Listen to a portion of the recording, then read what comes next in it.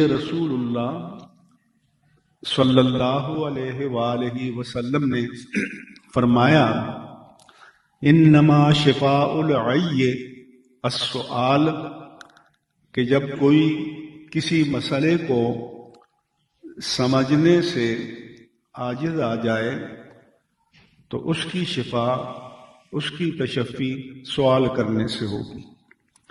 سوال کریں گے، جواب ملے گا تو علم کی طرف رہنمائی ہوگی۔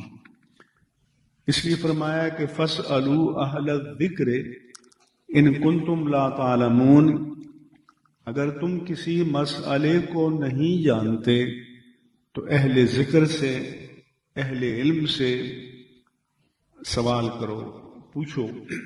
تو سوال علم میں اضافے کا ذریعہ بنتا ہے، سوال جہالت کو رفع اور دفع کرنے کا ذریعہ بنتا ہے، سوال نور اور ہدایت کی طرف سبقت کرنے کا ذریعہ بنتا ہے۔